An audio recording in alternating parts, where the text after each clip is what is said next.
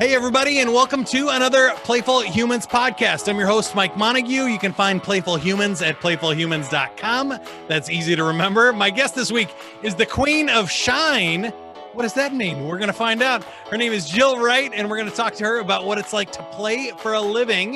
You can find her at the Executiveshine. She's the founder, and that is the Shine Gift website. There's a gift.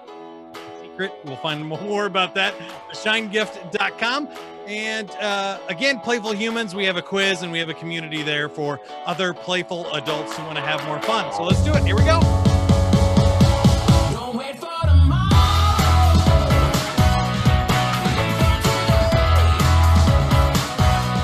Keep chasing the sunshine.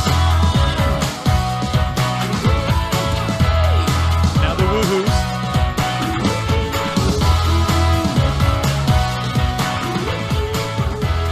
There we go. Jill, welcome to the podcast. Great Thanks to see you. so much for having me. So first, tell me about this gift. I'm interested in the Shine gift. What is there? What are we going to find? Well, I've been asked to do a lot of speaking, and people want to understand about how to have fun and to really build human connection. So I just put together some tips for them to help them with making real good, powerful human connection. And I put that on the shinegift.com.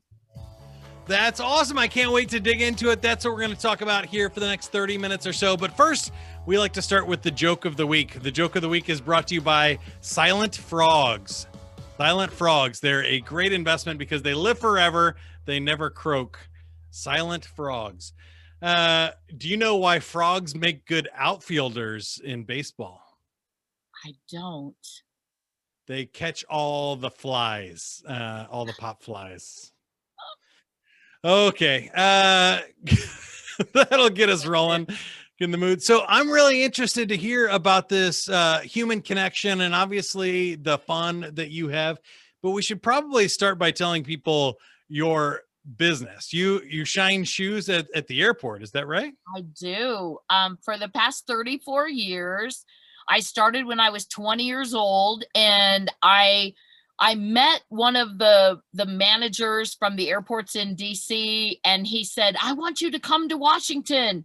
We need to have fun. We want to have you there. We don't have really lively people, so we want to bring you in. And I thought that just meant I was going to go.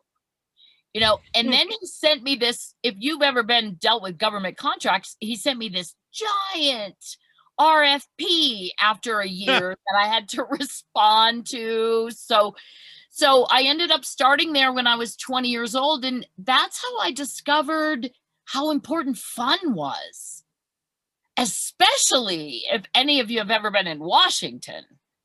So they don't admit that they do fun in Washington, but they do. They are starving for fun.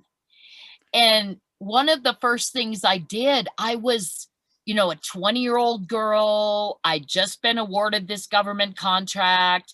I didn't understand anything really about what I was doing. I drove across country with my equipment and my chairs and everything all strapped to my Toyota Really? 4Runner. Wow.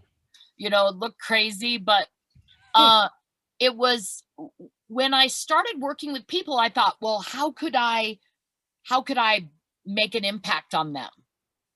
And I thought, well, clearly I'm not a Supreme Court justice, or I'm not, all of these things. So I'm not more intelligent than they are, but what do I have that they don't have? And clearly it became really obvious that they needed fun. They needed A break, just, right? They needed a break. Exactly. So one day, just for my own entertainment, in Washington, D.C. is very formal. So they wear black shoes, black socks, and that's very boring if you have to look at that all day long. So I said, I'm going to have a contest. So whoever wears the funnest socks every day gets a free shoe shine. And Oh my word. You wouldn't believe the impact that had. They were so competitive. Have you ever flown to Washington, D.C.? Well, I go through BWI to Baltimore. That's where my day job is actually. So Oh, is that the airport? No. no, in Dulles, they have these transformer vehicles where they go up and down and they dock at that right there by where the shoe shine stand was, and then the doors Ah. like fling open, so then people just run off, and they would run over, and people running our country, they'd pull their pant legs up to their knees and they would be like, "Do I win? Do I win?" You know, I had my wife shop for me. I had my secretary shop for me. I went shopping for me. And I thought, you got to be kidding me. Like, I was kind of kidding. I I mean, yeah, contests and games though are so powerful, and you really hit the power of fun too. When you start changing the game a little bit, changing what people are looking for, it creates something interesting. And I'm glad we're having this conversation because I think there's so much to unpack here. Because I can also relate to you have to be fun and entertaining to get people's attention in that busy airport and people that obviously have somewhere to be or somewhere to go. That I did a radio station as like the prize guy out on the street. So I'd go to all the grocery stores and gas stations and stuff and try and get people to sign up for stuff. And there's a little bit of like a carnival barker role here for both of us. Am I right in that? I mean, half Yeah, of this is just getting people to stop and pay attention to what you're doing there, right? absolutely. But you know how you feel like when you pass somewhere where people are laughing and having a good time, you're much more attracted to that business. So Yeah. you say, like, whatever they're doing there, they're having a good time. And I think I might be interested in that good time they're having over there. 'Cause there's Exactly. not enough of that right now. No, and I think that's the other part that's so interesting to me. Obviously, that's what this show is about, is reminding people to play, to take a hot second and do something for yourself and just in something you enjoy, right? That doesn't have to be towards an end goal. You're not working on your career, you're not trying to improve something, you're not, worried about what is like, just enjoy life and sit back and relax a little bit. I think is cool about the shoe shine for sure. There's obviously a moment of kind of self-indulgence there too, but so much people do that in the wrong way. They binge watch Netflix or they do something unhealthy and stuff, where there's a positive aspect of play, which is engaging in life and conversation and creating a human connection that's different than just tuning out and checking out of working hard for a minute, right? Can you talk about the difference maybe between Yeah. something that is self-indulgent and something that's connective or additive to your life? Well, my word is life-giving. So if it's not, that's how I determine Yeah. what I want is and sometimes that looks different. We have a principle that we focus on in our business, and it's, what does love look like for the person in front of you? But you could substitute, what looks life-giving for the person in front of you right Yeah. now? And so that's a connection piece. How could you connect? What would be a fun way that you could build a relationship with your customer in front of you? You know, what kind of questions can you ask them? I've always told people this is the most phenomenal opportunity because you get to deal with all of America's top executives, and you have them captured in front of you for 15, 20 minutes. So you can use this opportunity to learn, to have fun, to do all of and those things. And that makes such a difference. And you know, when you are interested authentically in the person in front of you, that is one of the greatest gifts that you can give them. because just like you mentioned a minute ago, without a motive, I want to know who you are. Like, I remember when I did shoes for Supreme Court Justice Byron White very frequently. And he has now passed away, but his nickname was Whizzer. And so they used to call on the payphone that was like 100 feet up the hall from me and put him in line. And they would say, would you put him in line? And he loved connecting because I wanted to know the down and dirty stuff, you know? Like, what is it like to pound that gavel? Like, is that fun? You know, like, what is the most interesting case you did? What do you wear under that robe? See, that's a good one. But you made me think, I mean, it's almost like doing a mini podcast every time you get to Yeah. sit down with somebody. And I think I heard a couple of things in there. One, you might consider starting a podcast and just doing, the Shine podcast could be really good. Second was, I think that without a motive part is interesting because obviously you want to have people have a good experience and come back. I mean, that's part of it, right? But when people have paid you for this shoe shine or they sit down, that's their part of the agreement. Like you've already gotten their money. You've already gotten what's going there. So it is sort of without a motive. It is really just in their best interest to have some sort of connection and enjoy the experience at that point, right? Yeah. And I've found it to be so rare and for people to allow themselves to have those experiences where it's like playing, where they're Yeah. just relaxing. They can take the title and put it in the seat next to them, and they can just interact. I'm writing a book called Soul to Soul because SOUL to SOL. Ah, nice. Yeah. You do have to spell it on a podcast, but I like it. It's going to look great on the book. Well, because it's so powerful to just connect as human beings. And I have found over the years that a lot of these executives, they don't want to be vulnerable.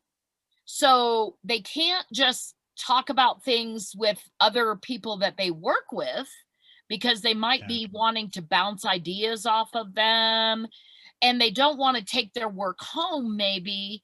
And so then they don't want to talk about it there, and they don't want to talk about it on the golf course. And so then where do they vent to? So we kind of become kind of like a bartender, a little bit of an armchair therapist, and listening to them and just letting them be human beings. And when you create that in your business and you create that kind of energy that shifts them. So if they come there stressed and, I gotta go and upset, and they've never been there before, and they sit down and whatever, and you start engaging with them, and if the game of it is to be able to shift their energy. Yeah. So there's I a like lot that. there's a lot And that's of really the whole point of play too. Yes, I mean, that's yes. really good. I was going to say that earlier. I think about energy management a lot. It's not stress management or time management. What you're managing is your energy, and some things are life draining and some things are life giving. And if you can give them a moment that's energy fulfilling, it's like plugging in your cell phone. You get recharged, you can Mhm. keep working and keep going longer, right? It is. And having fun and being seen and being honored and entertained a little bit goes a long way to life giving. And then they remember, wow, I had such a great experience. I mean, I got the greatest shoe shine I've ever gotten, but it's not about that. It's about the human connection. It's about the relationship that you built. It's about that reprieve from the seriousness of the world it's a gift that you're able Yeah. to give someone. It makes a Well, huge difference.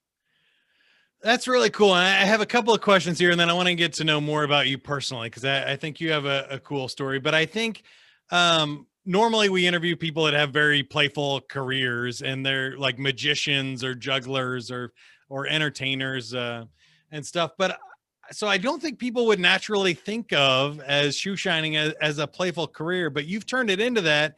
And in COVID, you had to take a pivot and create something even more playful because people weren't going to the airports as much, and they didn't want people, sitting within 6 feet of each other there at the airport. So tell us about what you're doing now and how this company has evolved from maybe, just you shining shoes at the airport to what it is now, kind of before and after COVID.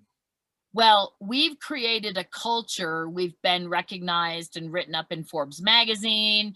Last year, prior to the shutdown of the world, they wrote a beautiful article about our culture in Harvard Business Review.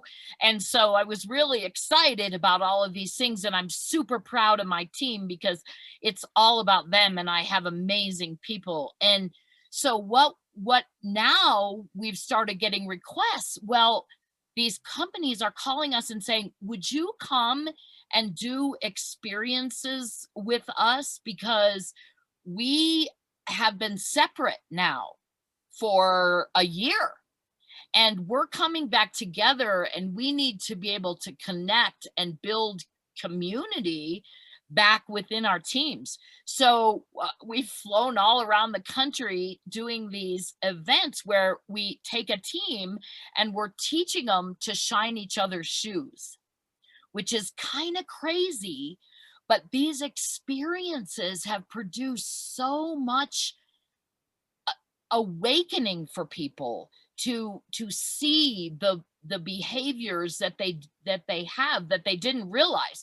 Like, one of the big examples, this one gentleman said to me, wow, I really see now how when I'm uncomfortable, because I was nervous about doing this, and when I'm uncomfortable, I use humor to deflect so that people don't really notice me. And I thought I would be more uncomfortable giving, but I was actually more uncomfortable receiving.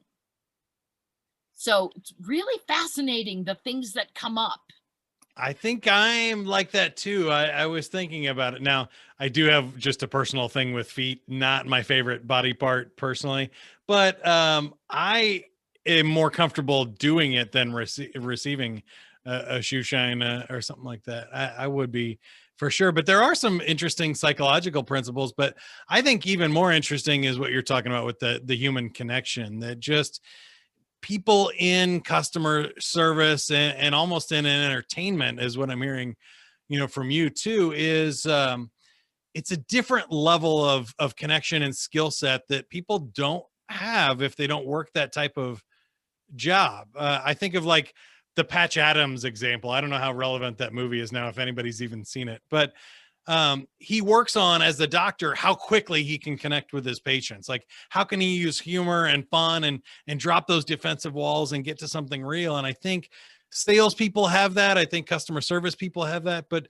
sometimes it's not something we work on in school. Sometimes it's hard for other people who don't have that skill or practice it to open up at a party, or to let their guard down and play a game with somebody, or go to some sort of public event, right? It's a skill.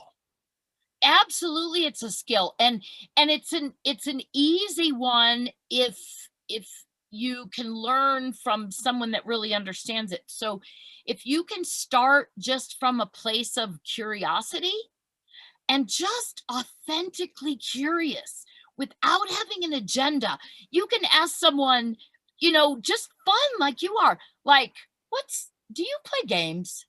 What's the funnest game that That's you've my next ever played? question for you, by the way. That's so funny. So wait, I can't. You stole it. So well, let's just answer it, because I feel like we're preaching to the choir here already. We're on board. But what do you do? So it sounds like you have fun everywhere you go. But what do you do just for fun, just for pleasure? How do you play? For me personally, Yeah. I have 10 dogs, 10 horses. Wow. So I train horses and spend time with animals for And a fun. cool log cabin there as well. That's amazing. Yeah, I love Um, that country. what is it about animals for you? I found there are definitely like animal lovers for sure. We would have about 1,000 cats if I didn't say no. But before we got married, my wife and I agreed to a 2 cat maximum. I'm allergic to them, so 2 cats at any given time is all we can have. But what is it about animals for you, and how do you feel about the dozens you have there? I think animals have a beautiful perspective on life and they're very, very present. And Mm. so for me, it's very grounding. Um, just to be with them because they don't do anything else except for right now. They're not thinking, oh, what's she going to do in the next 10 minutes? What did she do an hour ago? They're just present. And so for me, that's the power of being around them and being outside in nature and working in harmony with when you're working with a 1,200-pound animal, you need to really focus. So, I'm a little ADD, so it's a good thing for me to be able to really concentrate and connect and work in harmony with them. And when you get that right, there's just nothing better. I love that so much because you nailed a whole bunch of things about play that is just like the flow part of it. And that's why reason I love public speaking is when I'm on stage or I'm doing a podcast like this, like that's the only focus. You can't be thinking about, oh, what am I gonna have for dinner and all this and be doing a speech on stage in front of 1,000 people. Like you better be locked in. And I love what you said that too about horses and stuff. I think that makes a lot of sense. Some of our best moments are present, they're focused, they're challenging, and they're fun all at the same time. And that's a magical combination. So I appreciate that.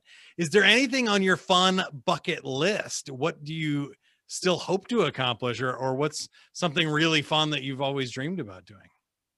I want to climb to Machu Picchu. That's on my Ooh, bucket list. that's a good one for sure. Have you traveled much? I have traveled a lot working at the airport. I've been around travel. I've done a lot of that. I also haven't been on a safari in Africa. So that's another thing that I would really love to do. I think that one sounds like you for sure. Yeah, I think you would really enjoy that. Um, what is the most fun you've ever had? Can you think of that one? Oh, wow. I have had a lot of great experiences. Um, wow. What is the most fun I've ever had? To be Um, fair, I think you're the first person I've actually asked this question to. So I'll give you some time to think about it. For me, um, there's a couple that come to mind. One, there's like the cheesy answer, which is like our wedding day. I DJ'd my own wedding and we just all set it up and it was a really cool, fun day because we took out all the stress out of it.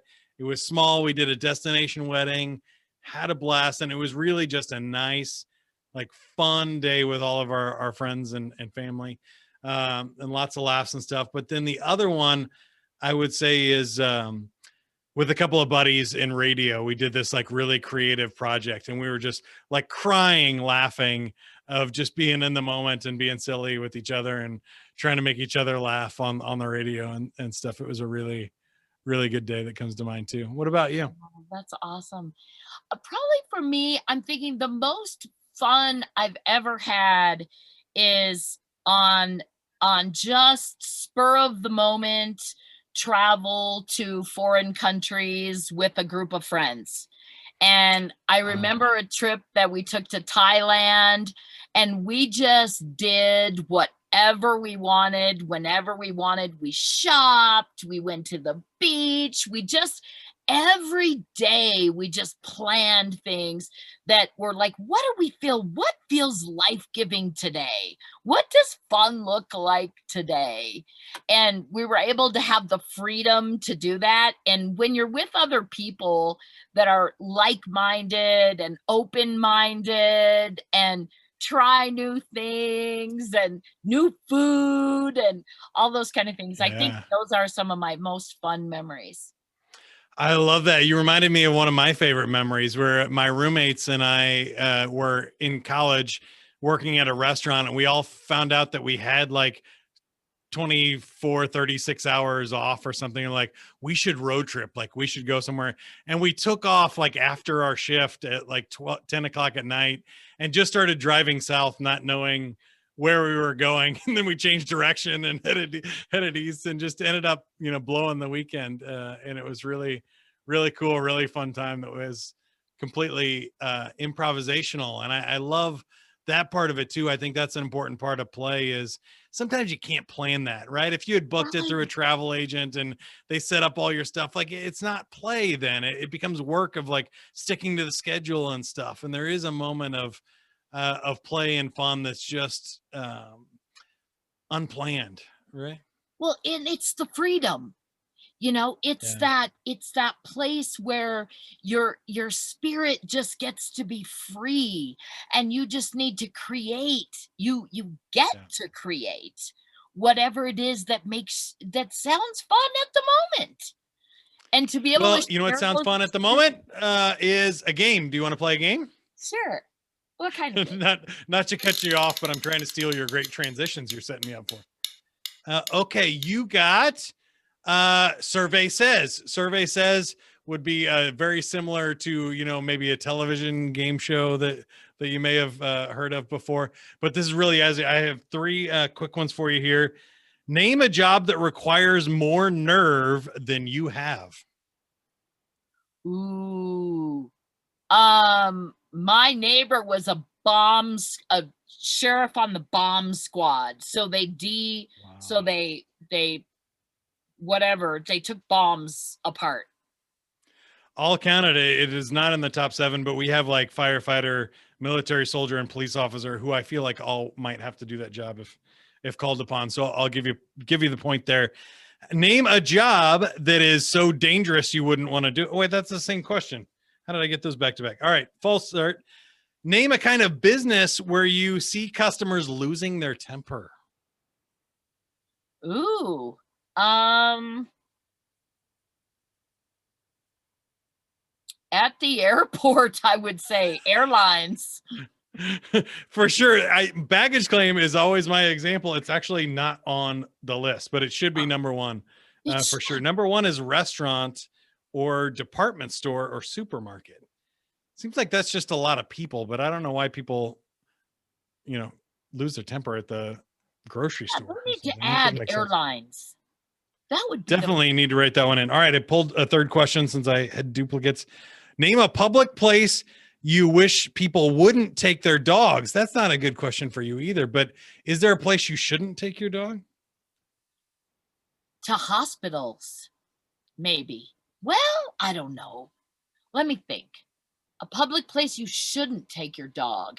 Someplace that you want to stay really clean. I kind of think restaurants, Yeah, probably. that's a good answer. That's the number one answer. Restaurants and then in stores and markets. I think that's great. Well, awesome. Thanks for being on the show. It was so much fun. Jill Wright, you can find her at theshinegift.com. There's some helpful tips on how you can create a real human connection and an entertaining human connection. If you are a CEO and leader and you want to experience the shine for yourself, you can do a Shine for a Day workshop with her at executiveshine.com and reach out to her on LinkedIn as well. We'll put all those links in the show notes. Jill, any final words, thoughts? Just make it a great day and choose what's life giving to you on a minute by minute basis. I love that. Again, Jill Wright, Queen of Shine. Thank you so much for joining us today. Check her out there, theshinegift.com. I'm Mike Montague and founder of Playful Humans, where we're collecting other adults who want to rediscover the power of play, have some fun, and find fun ways to play in your life. So there are about 10 different play personalities. You can discover which one is the best fit for you if you go to playfulhumans.com/quiz. Take that quiz and find out which one fits. Until next time, go play. Don't wait for tomorrow. Live for today. Keep on chasing the sunshine and go out and play. Bye, everybody. Go play.